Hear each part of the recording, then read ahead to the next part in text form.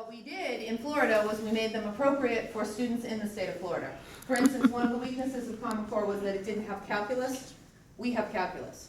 If you go to my website and click on standards, it will actually bring you directly to the Florida standards and you can read them. And you will see that many of the objections to the Common Core standards are not based in fact. People think that there's pornography in the standards, or that we're somehow teaching un-Americanism, or we're changing history with the Common Core standards. There is zero content in the standards. They're a benign set of skills that students should have in order to be able to go out into the world and be successful. And again, I want to go back to the last question that was asked. Dr. Atkins is working very hard with his staff to further personalize those standards to make them appropriate for Lee County students.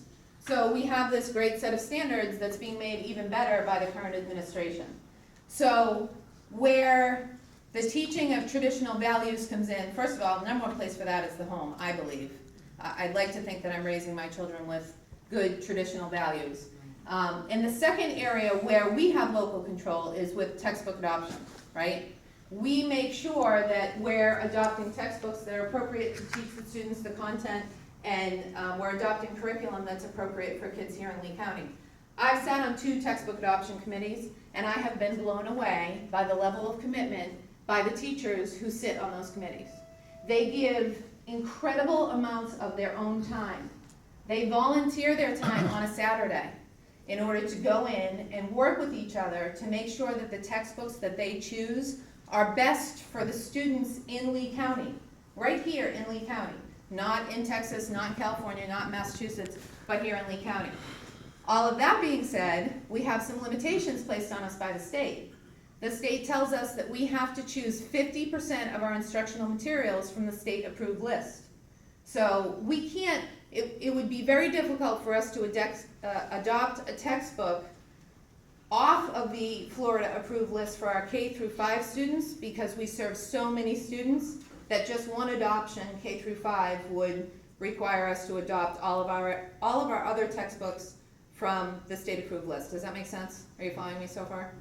No, following me so far. Following me so far. Okay, so that is, I think, the area where it's really, really important for us to be paying attention and making sure we're adopting good materials. My opponent's not here, so she can't speak to this, but I've been to other forums where my opponent has said that she too has sat on textbook adoption committees, and that the teachers only get 10 minutes to look through the materials. And that's completely contrary to my own experience. So I did some research, and there's no record at the district of her ever having sat on a textbook adoption committee. So I'm not entirely sure what experience she's speaking to there, but I can tell you that for the past 2 years, my experience has been enlightening and very, very positive. Now, my debate moderator is here. Do you want to take over and ask questions, or do you want me to continue this way? You do very well, so I don't know what else you can. But, Peter. Well, a different Peter. That's your name, right, sir? Peter Brandt. Peter Brandt. Some members of our Lee County state legislators, namely Representative Matt Caldwell, Dane Eagle, and Heather Fitzenhagen, and Senator Elizabeth Benaquisto, seem to believe that since Florida standards have been substituted for Common Core standards, that Florida has somehow freed itself from Common Core. Why then are most textbooks being selected from ones that are Common Core compliant, and Common Core methods are being utilized in literature, early grade arithmetic, and Common Core testing regimen is being utilized?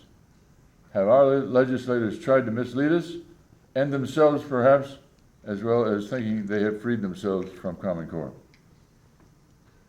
Thank you for the question. I can't speak for our legislators, so I'm not going to speak to whether they've misled us. And I'm not sure what did you call it, a Common Core method? Yes. Well, I don't know what a Common Core method is.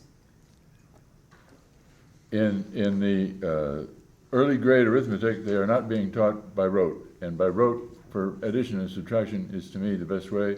And I don't even understand what they're being taught, and neither do students who have come from private schools who have been taught in the traditional way, let's say, and they had been straight A's, and now in public schools not even going on understanding what's going on when you got to be have a committee to decide what 2 and 2 is.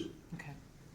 All right, that makes it more clear. So, the math that we're using, the new math that everybody is so upset about, I don't get it either. I'm terribly bad at math. I told you earlier that I've married a wonderful man who gets it all. But when he's out of town and my kids come home with a question about math, I tell them to go to Google. And they Google the mathematical skill they're trying to learn, and they find a YouTube video that teaches them how to do it, because I can't. We are teaching rote memorization. My son is in 3rd grade. He had to master his multiplication tables this year. We are definitely teaching rote memorization, but we're taking it a step further. We're teaching kids the logic behind the math. The reason why I'm so bad at math as a blankety-blank-year-old woman is because I never learned the logic behind the math. I was taught rote memorization, and that's it. I was never taught anything else. Anybody in here ever use an Excel spreadsheet? So you know that if you have the logic inside the cell, the mathematical logic inside the cell, if you have it wrong, nothing in that spreadsheet works, right? So in teaching students the logic behind the math, we're teaching them, one thing we're teaching them is how to use the software of today and create the software of tomorrow.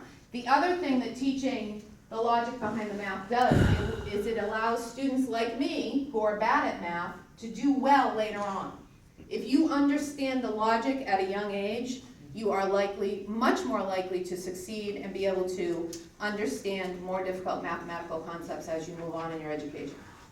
So, and the other thing too is, Dave Crawford is sitting in front of me right here. He is the STEM teacher over at Pinewoods Elementary School. He teaches math nights. He holds math nights at Pinewoods Elementary School. So I went to the principal and I said, Principal Gunderson, the parents are complaining about the new math, they don't understand it.